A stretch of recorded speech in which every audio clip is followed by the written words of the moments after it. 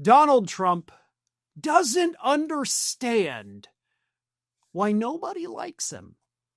In an interview yesterday with Sid Rosenberg, Donald Trump talked about the fact that, yeah, we got a shot in the midterms, but we're probably going to lose, and I just don't get it.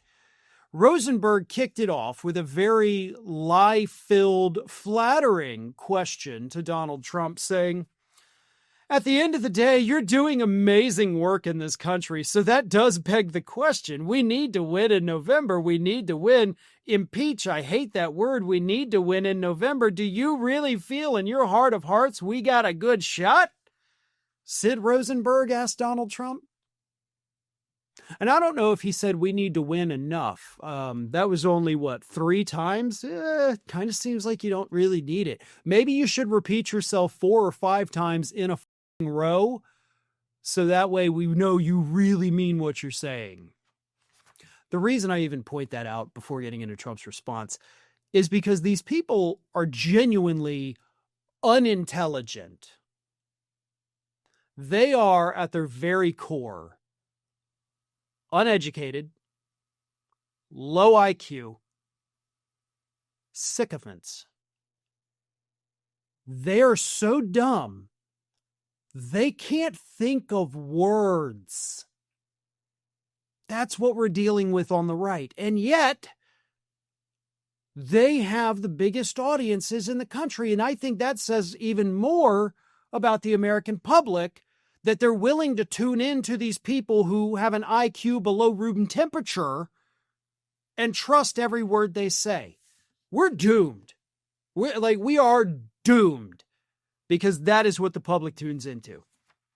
Anyway, Trump responded to that question, said, I think so. Other than statistically, you know the numbers better than anybody. You report them as well as anybody. But statistically, when a president wins, they lose the midterms. I don't know why.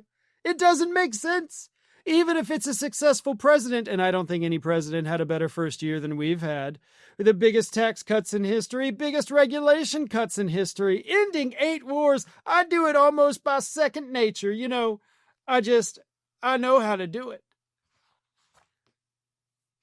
It doesn't make sense, he says. Why do people not like me? Okay, here's the thing. The reason they don't like you is because all of those things you claim you didn't actually happen, other than, of course, the regulation cuts and the tax cuts. But let's be honest here. 99.9999999% of the U.S. population benefits in no way from those regulation cuts. If anything, it actually puts our lives in danger. Because those so-called regulation cuts you're talking about refer to environmental cuts. So the air we breathe is dirtier. The water we drink is more polluted. The land we walk upon and grow our food on is more toxic. So while you're bragging about those things, what the American public sees is a man who doesn't care about our health and safety. Also, those regulation cuts prevent us from being able to form unions and negotiate better working conditions, better pay, better benefits. You claim to have cut taxes on overtime. No tax on overtime. But as people are finding out, as they're starting to get their taxes ready, that's not even how it works. It's no tax on overtime if you make so little it doesn't even matter. And it's only on the overtime money. So overtime is time and a half. You only get no taxes on the half if you even qualify for that. So a lot of MAGA people have been posting videos about how, holy hell, I was lied to. Not to mention the other tax cuts, right? Those went to the top 1%. So again, 99% of the population doesn't get those. So I don't know why you're even bothering to brag about any of that crap. And that's just right off of what you said. But you also don't understand why people don't hate you, or why people don't like you and do hate you. You have a roving gang of heavily armed militant psychos killing American citizens on the street. Honestly, that could be the end of the list. Why don't people like me as my SS officers are murdering people on the sidewalk? Like, right there, that's a good indication. But even before the deaths, everybody didn't like you. Why? Because you did nothing for them. I know you think you did because you live in your alternative reality bubble. But grocery prices went up regardless of you telling us they're going down. We experience it. We see it. You can't lie to us about what we're literally doing at the moment. So we're worse off financially. 1.1 million people were laid off last year. You're a bully. You're an a-hole. You're a baby. You're a fascist. You're all of these horrible things that anyone can think of. That is who you are and what you are. And the funniest part about Donald Trump saying, I don't know why people don't like me, is that shortly after he gave this interview, a new poll came out. And it happens to be the worst poll that Donald Trump has ever gotten. Because in this new poll, which is from, because everybody's going to ask, this is from Strength in Numbers, G. Elliott Morris. That was from Strength in Numbers writer G. Elliott Morris in a Strength in Numbers Vericite poll. Okay. That's a little more difficult than it should have been. But anyway, found that Donald Trump had a 58% disapproval rating, the highest disapproval rating that he has ever had throughout his first or second term. So he is now historically unpopular.